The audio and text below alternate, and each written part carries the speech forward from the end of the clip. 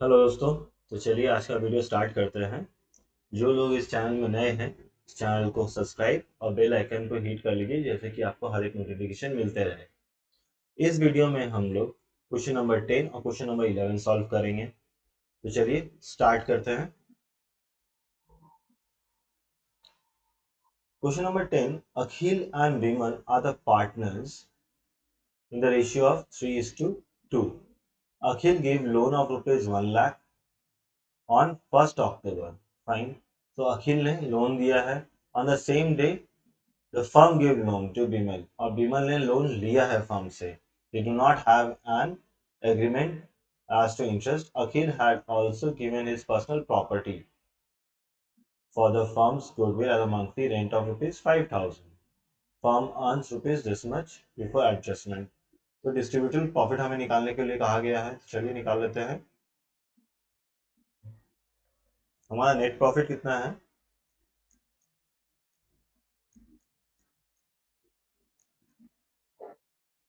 लिख सकते हैं रुपीज 103। करेक्ट।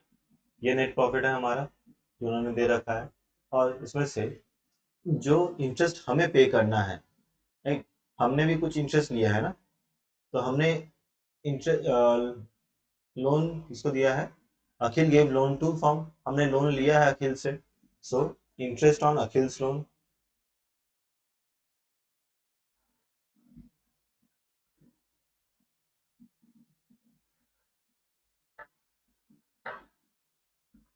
कितना रुपया आ रहा है कैलकुलेट कर लेते हैं। कितने में? 1 लाख पे 6%, क्योंकि रेट ऑफ इंटरेस्ट दिया नहीं गया है, और 6 महीने के लिए। तो दैट गोज टू रुपीज 3,000। तो हमारे पास प्रॉफिट कितना बचा? 1 लाख। समझ में आ रहा है ना आप लोगों को? अब हमने अखिल के प्रॉपर्टी लिया था ना हमने, तो उसको रेंट भी देंगे। तो लेस रेंट। रेंट हमारा कितना है? 5,000। कितने महीनों के लिए? 12। So rupees 60,000। तो हो गया हमारा प्रॉफिट बचा 40,000। अब एक लोन हमने भी बिमल को दिया है, लेकिन जब हम लोग लोन देते हैं तो पार्टनरशिप डीड अगर साइलेंट हो तो हम लोग कोई इंटरेस्ट नहीं लेते हैं। तो ये हो गया हमारा डिविजिबल प्रॉफिट, है ना।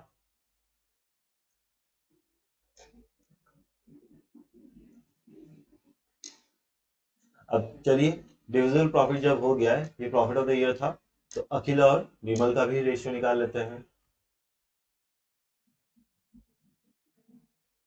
अखिल 40,000 रुपीज का 3/5 ले पार्ट लेगा, तो जो कि होता है रुपीज 24,000। और विमल कौन है?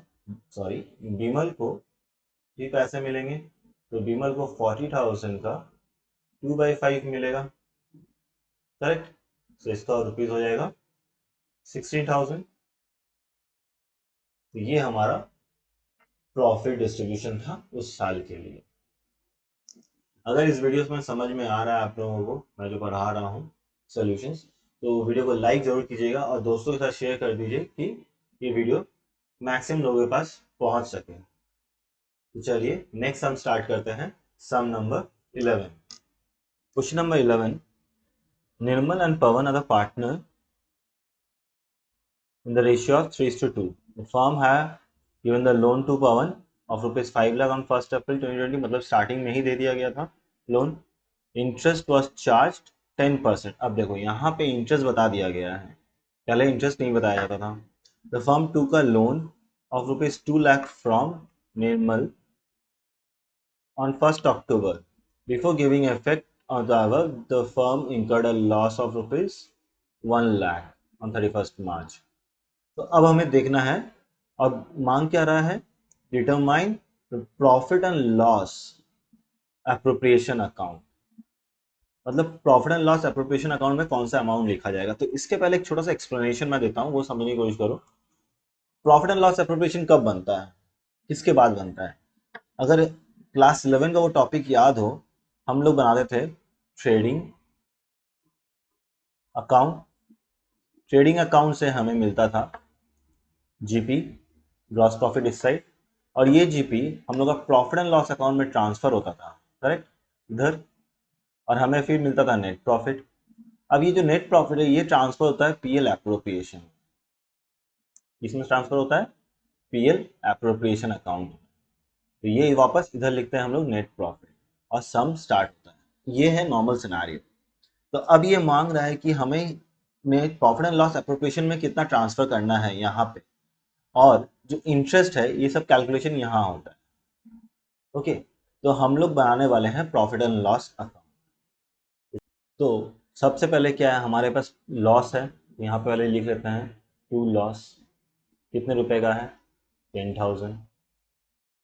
अब हमने लोन दिया था कुछ, उसमें इंटरेस्ट निकालना है, सो ये मेरा इनकम हो गया। So by interest on Pavan's loan,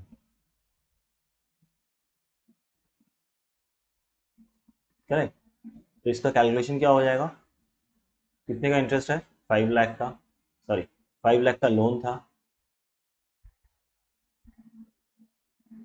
rate of interest है 10%, और स्टार्टिंग में ही हमने दे दिया था, तो इसका आंसर आया था 50,000, करेक्ट। और इन टू, अब जो लोन हमने लिया था उसका भी पेमेंट करना होगा, तो इंटरेस्ट ऑन लोन, कितने का लोन लिया था हमने, 2 लाख का। तो 2 लाख के रुपीज में 6/100 मल्टीप्लाई 6/12 कितना आता है, 6,000। तो अब देख सकते हो हमारे पास लॉस था, डिटेल में हमें दिया गया था लॉस है, पर हुआ क्या कि 50,000 का प्रॉफिट आ गया, जिसके वजह से हम ओवरऑल प्रॉफिट में हैं। सो हम लोग यहाँ लिख सकते हैं to profit transferred to profit and loss appropriation account. अब वैल्यू कितना हो जाएगा,